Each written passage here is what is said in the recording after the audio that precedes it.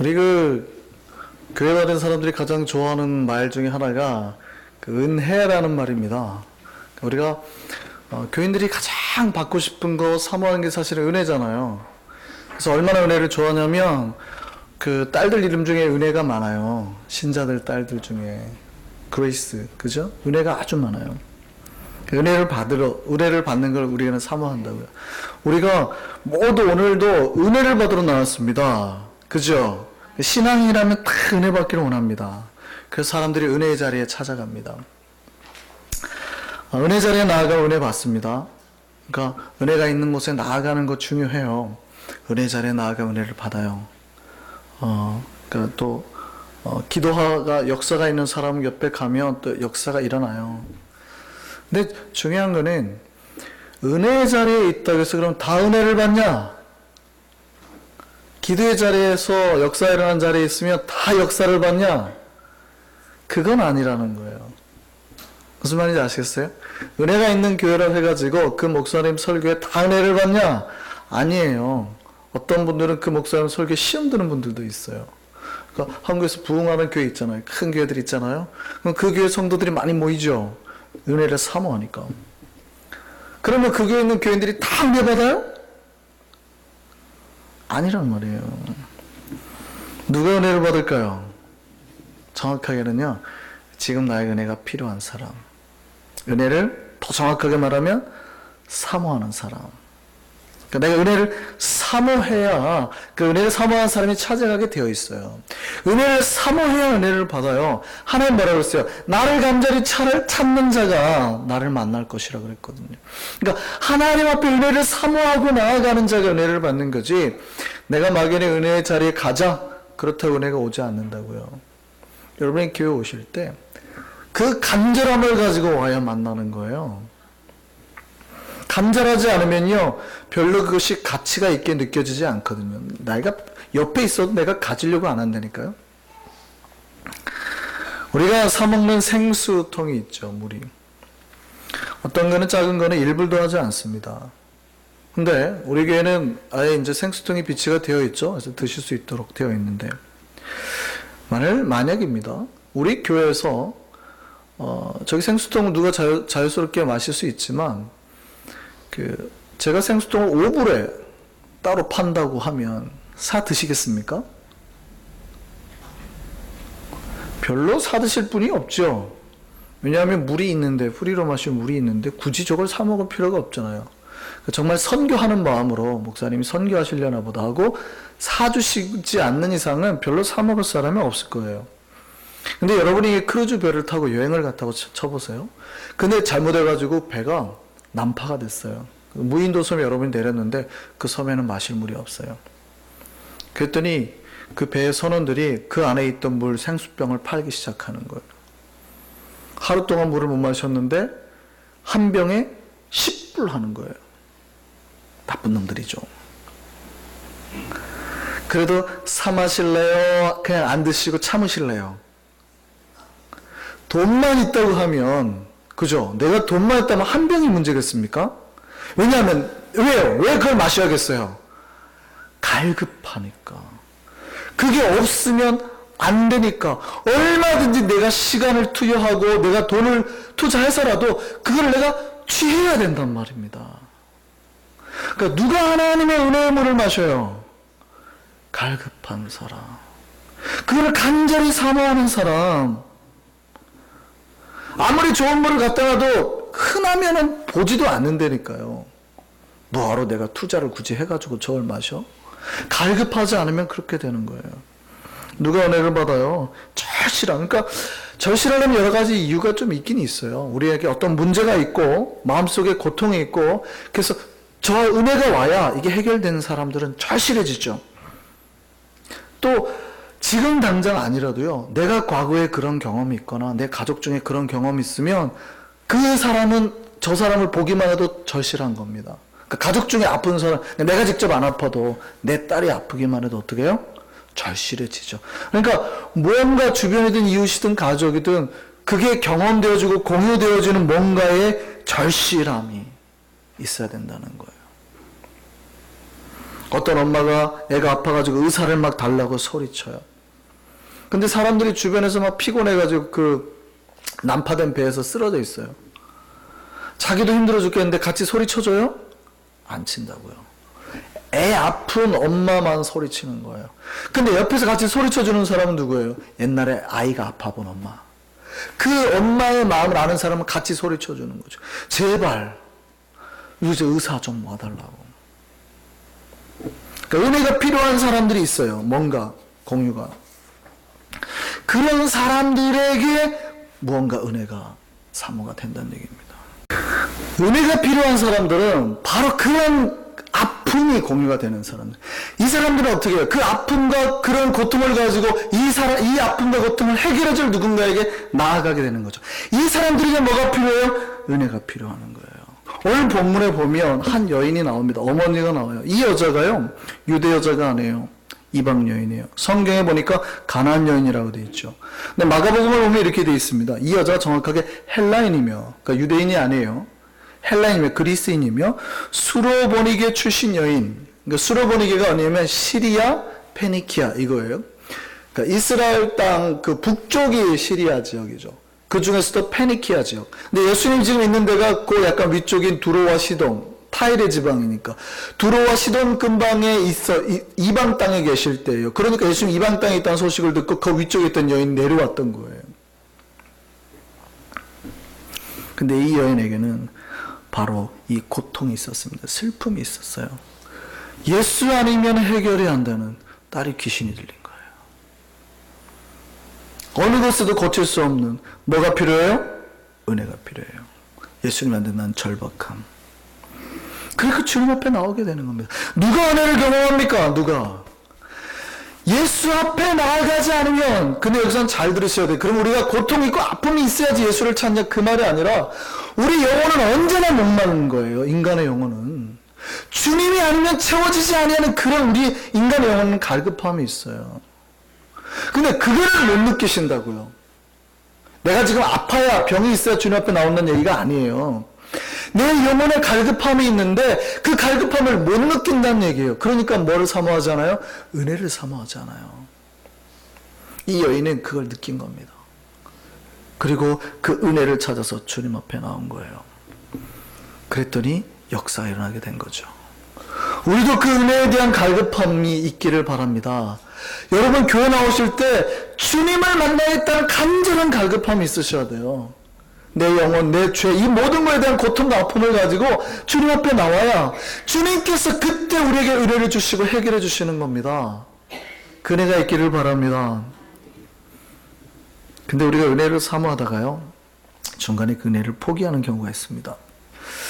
왜냐하면 예수님은 우리의 믿음을 그냥 우리가 은혜를 달라 해가지고 바로 주지는 않아요. 그게 이제 가장 어려운 부분인데요. 주님 앞에 우리가 나오잖아요. 그럼 주님이 꼭 우리의 믿음을 이렇게 물으십니다. 정확하게 말하면 약간 테스트 해보고, 네가 가진 믿음이 얼마나 크냐, 꼭 이거를 한번 재보세요. 우리가 보통 부모들이 아이들에게 그런 질문하죠. 제 막내가 이제 한주인데요. 제가 한주에게 그렇게 잘 묻습니다. 한주, 아빠 사랑해? 묻습니다. 그러면 그때마다 한주는 제가 10번 물으면 10번 다 네 라고 대답합니다. 그럼 여기서 끝내야 되잖아요. 여기서 질문, 왜냐면 답을 들었으니까 끝내야 되잖아요. 근데 절대 안 끝내고 꼭 이렇게 묻죠. 얼만큼? 얼만큼 사랑해? 그러면 한주가 두 팔을 벌려가지고 이만큼 봐봐 이렇게 이렇게 해요. 다 그러잖아요. 그 말을 들어야 속이 시원한 거예요. 한주가 저를 사랑하는지는 저도 압니다. 왜냐면 한주는 단 한 번도 아니라고 한 적이 없으니까. 그런데도 아버지는 그 아이의 말을 통해서 그걸 확인하고 싶은 거예요. 우리의 믿음을 물으시는 하나님의 방법이 그와 비슷해요. 예수님 앞에 은혜를 찾아 나온 여인이 얼마나 예쁩니까? 이 여인이 이방 여인이라니까요. 믿지 않는 불신 여인이 예수님 찾아 나왔어요. 얼마나 예뻐요. 그러면은 그냥 은혜를 주시면 좋잖아요. 근데 예수님은 여기서 그 여인의 믿음을 한번 점검하시는 거예요. 한번 재보시는 거예요. 사랑해? 얼마나? 뭐 이런 거죠. 여기에서 많은 사람들이 시험에 들어요. 은혜를 받으려는 많이 오세요. 근데 하나님이 여러분의 믿음, 저의 믿음을 한 번씩 이렇게 테스트 툭툭 해보거든요. 근데 여기에서 쉽게 툭툭툭 떨어져요. 하나님의 믿음을 테스트하는 방법이 여러 가지입니다. 여인에게처럼 질문을 하시는 경우가 있어요. 너의 믿음이 어떠냐? 아니면 우리가 막 바라는 뭔가에 대해서는요, 길을 한 두세 개, 내가 바라는 길이 있으면 다른 길을 하나 나가지고 막 헷갈리게 만드는 경우도 있고요. 아니면 가룟 유다처럼 돈으로 시험하시기도 하시고, 베드로처럼 사람 앞에 세워서 우리의 믿음을 시험하게 합니다. 너 예수님 제자지? 아닌데, 나 저 사람 모르는데? 이렇게 만드는 거죠. 어떤 사람은 그 믿음의 시험에서 잘 성공한 경우도 있지만 베드로나 가룟 유다처럼 그렇지 못한 경우도 있다는 거예요. 많은 신자들이 이 믿음의 코스에서 탈락하고 맙니다. 이제 은혜를 사모해서 예수 앞에 나온 여인에게 그 믿음의 코스가 시작이 됩니다. 여러분 잘 들으셔야 돼요. 여러분 뜨겁게 은혜를 사모해서 나오면 주님께서 확 하고 안아주실 것 같죠? 근데 어쩔 때는 그러기도 하시는데요. 어쩔 때는 주께서 아닐 때가 있다고요. 이때 시험 들지 말라고 제가 미리 예방주사 놓는 거예요. 무슨 말인지 아시겠어요? 은혜를 사모해서 나온 이방 여인이에요. 근데 예수님은 이 여인에게 아주 차갑게 말합니다. 여인은요, 나름 준비해 왔습니다. 왜냐하면 이 여자가 지금 이방 여인이라는 걸 감안하신다면 이 여자가 뭐라고 그러냐면 다윗의 자손이요, 나를 불쌍히 여기소서 이러거든요. 이게 굉장히 형식에 맞춰진 그 간구예요. 그러니까 예수가 누구라고 말해요? 다윗의 자손이라. 메시아다. 뭐 이런 고백인 거예요, 사실은. 그러니까 이방인들이 잘 모르는데 예수가 누구인가에 대한 철저한 준비를 하고 그에 합당하게 왔다고요. 불가인들이 가끔 도와주러 와가지고 같이 교회 처음 와가지고 실수하는 거 있잖아요. 같이 기도합시다. 그럼 우리 보통 주여 뭐 이래야 되는데 이러는 경우 있잖아요. 비슷한 경우죠. 근데 이 여인은 그렇지 않으려고 준비를 해놨다고요. 철저히 예수가 누군지 그에 합당한 믿음의 고백. 다윗의 자손이요. 이방 여인에게서 이런 말이 어떻게 나와요? 그렇다면 예수님이 그 여인의 그 모습을 보고 뭐라고 그래야 돼요? 흡족하게 대단한데? 이거 칭찬해 주시고 네가 바라는 게 뭐냐 뭐 이래줘야 되잖아요. 근데 예수님이 쌀쌀 맞은 거예요. 대꾸를 안 하는 거예요. 다윗의 자손이요 했는데도 뭐 들은 척도 안 하는 거예요. 누가 앉아 옆에서 안달이 나냐면 예수님의 제자들이. 얼마나 예수님이 쌀쌀 맞게 되는지 예수님의 제자들이 안달이에요. 23절에 보실까요? 23절에 뭐라고 그래요? 예수께서 한 말씀도 대답하지 아니하시니까 제자들이 가서 청해서 말해요. 그 여자가 우리 뒤에서 소리 지르니 그를 보내소서. 어떻게 들으면 저 소리 지르는 저 여자 시끄러운데 빨리 쫓아보내세요. 이렇게 들릴 수 있잖아요. 그래서 제가 표준세번역으로 다시 한번 읽어드리겠습니다. 그러나 예수께서는 한마디도 대답하지 않으셨다. 그때 제자들이 다가와서 예수께 간청하였다. 저 여자가 우리 뒤에서 외치고 있으니 그를 안심시켜서 떠나보내 주십시오. 무슨 얘기예요? 아이고 스승님 제발 좀 대꾸 좀 해주시고 저 여인 좀 불쌍히 여기시고 빨리 어떻게 좀 해결해 주세요. 불쌍해서 못 보겠습니다. 뭐 이런 표현이에요. 그러니까 주변에서 그럴 정도로. 그러면 이제 예수님 뭐라고 대답하셔야 돼요? 그래? 데려와봐. 아니면 이름이 뭐냐? 뭐 이렇게 물어봐야 되잖아요. 근데 예수님 뭐라고 그러냐면 나는 이스라엘 집에 잃어버린 양 외에는 다른 데로 보내심을 받지 아니하였노라. 여인에게 그죠? 제자들에게 뭐라고 그래요? 나는 잃어버린 양, 나는 이방 여인, 이방 사람 고치라고 보낸 거 아니야. 다 끊어버린 거예요. 이쯤 되면 화나지 않겠습니까? 내가 이 교회가 여기밖에 이러지 않겠어요? 여인이 갑자기 그러니까 이 여인이 대단한 거예요. 내 마음에 얼마나 그 은혜에 대한 사모가 간절하면 포기할 수가 없는 거예요. 여인이 예수님 앞에 무릎을 꿇습니다. 오늘 성경에는 절했다고 되어 있는데요. 정확한 표현은 무릎을 꿇는 거예요. 그리고 뭐라고 한 거예요? 주님, 저를 도와주옵소서. 이방 여인의 입에서 주님, 저를 도와주옵소서. 무릎을 꿇고. 그러면 이제 어떻게 해야 돼요? 그림이 그려지나요? 예수님이 가셔서 그 여인의 어깨를 탁 잡고 이렇게 세워야죠. 사랑하는 딸아, 너의 믿음을 알았노라. 뭐 이래야 되잖아요. 여기서요, 마지막에 예수님이 여인의 가슴에 비수를 콱 꽂습니다. 뭐라고 그러냐면요, 자녀들의 떡을 취하여 개들에게 던짐이 마땅하지 아니하다. 뭐라고 그랬어요 방금 예수님이요? 개. 마지막 뭐를 밟아요? 마지막 남아있는 여인의 자존심 하나를 밟아버리는 거예요. 뭐라고 그랬어요? 개. 오늘날의 개도 굉장히 기분 나쁜 표현이지만 오늘날의 개는 그래도 귀하게 대접받잖아요. 예수님 당시의 개는 그 최악의 동물이라고 생각하면 돼요. 그러니까 이세벨이 개에게 먹히게 되죠. 그러니까 개에게 먹혔다. 이거는 정말 최악의 저주 중에 저주입니다. 근데 뭐라 그래요? 이 여인한테 지금 개 취급하는 거예요. 개라고. 그럼 이제 뜻은 뭐예요? 내가 진짜 내가 다시는 예수 믿나봐라. 내가 내가 다른 데 가고 말지. 내가 예수밖에 없는 줄 알아? 내가 요한 찾아간다. 요한, 세례 요한. 내가 뭐 이럴 거 아니에요. 그러니까 내가 은혜를 찾으러 왔지만 무언가가 맞지 않으면 교회를 떠나고 예수를 떠나고 하나님을 떠나고 다른 대안을 찾는단 말이에요. 이 여인 같으면 다른 대안이 있잖아요. 의사를 찾든지 다른 신령한 무당을 찾든지 셔먼을 찾아갈 만하잖아요. 이방 여인이니까 믿음이 없으니까 나한테 개 취급했는데 개라 그랬는데 그래요 안 그래요? 우리의 믿음을 예수님이 밟아버린단 말이죠. 내가 어떻게 했는데 내가 당신한테 무릎 꿇고 어떻게 했는데 그러지 않겠어요? 우리가 그러지 않냐고요. 믿음 생활할 때. 이 여인이요, 기가 막힌 말을 합니다. 주여 옳소이다마는 개들도 제 주인의 상에서 떨어지는 부스러기를 먹나이다. 당신이 개라 해도 내가 뭐예요? 받아들이겠다. 그냥 나 개라 해도 좋습니다. 근데 개지만 밥상에서 떨어진 거 주는 거 아니냐고. 그거라도 달라고. 그래서 내가 당신의 은혜를 받겠다고. 누가 이겼어요?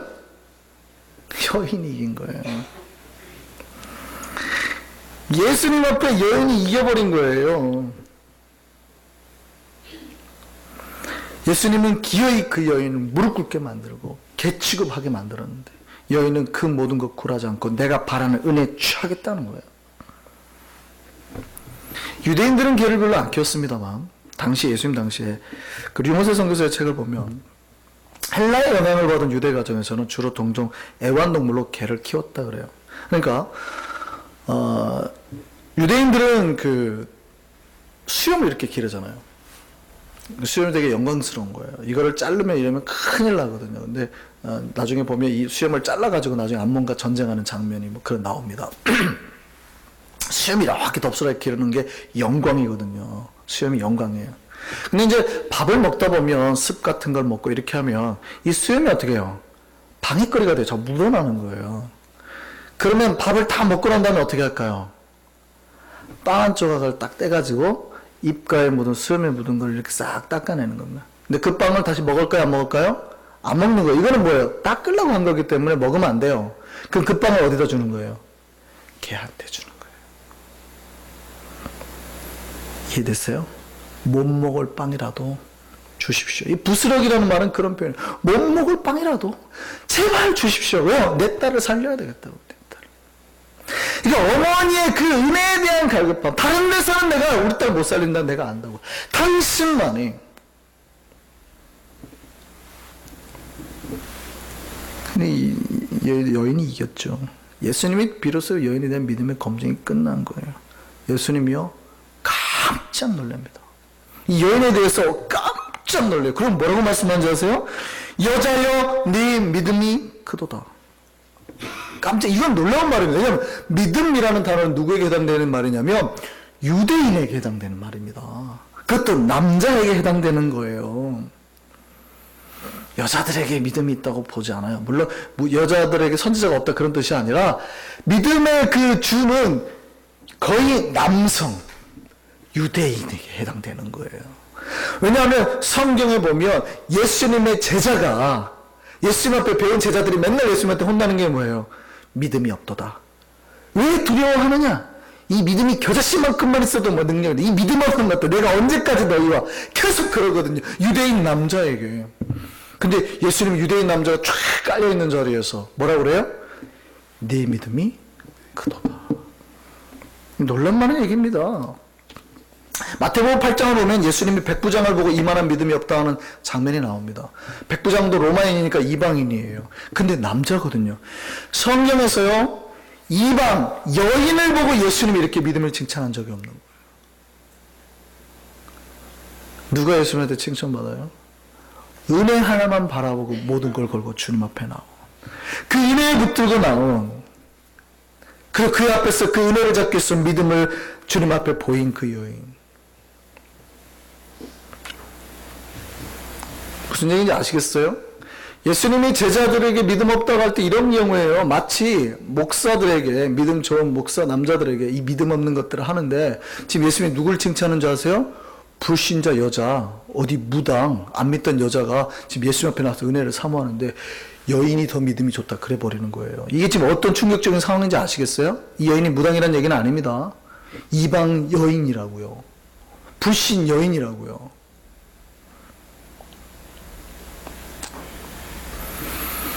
근데 여기서 깨달을 것 있어요. 그럼에도 불구하고 어떤 여인이라도 주님께 은혜를 사모하고 나온 여인은, 사모하고 나온 사람은 은혜를 받게 될 줄 믿습니다. 그러니까 내 문제 해결, 영혼의 문제, 마음의 문제, 모든 삶의 문제까지 해결은 받게 된다고요. 그럼 여기서 이제 우리에게 한번 체크해 보시죠. 우리의 믿음과 은혜는 지금 어디쯤 왔습니까? 우리의 믿음은 몇 단계 정도 올라와 있을까요? 얼마만큼 나가 있을까요? 우리가 지금 우리의 믿음과 은혜로 예수님 앞에 칭찬받고 있을까요? 아니면은 그렇지 못하고 있을까요? 원인이 뭘까요?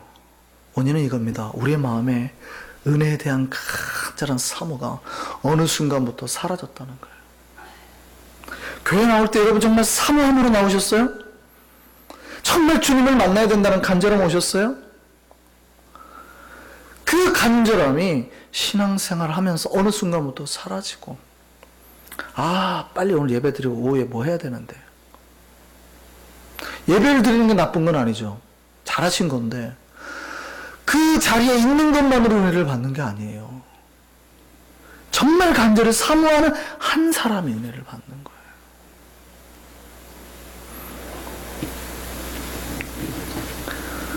은혜만이 우리를 회복하고 살리는 것임을 믿으시기 바랍니다. 오직 신실하신 주님의 은혜만을 고백하는 우리가 되기를 소망합니다. 오늘 찬양하겠습니다. 이 찬양하면서 찬양의 가사가 우리에게 다시 회복되어지는 은혜로 주어지는 찬양이길 소망합니다.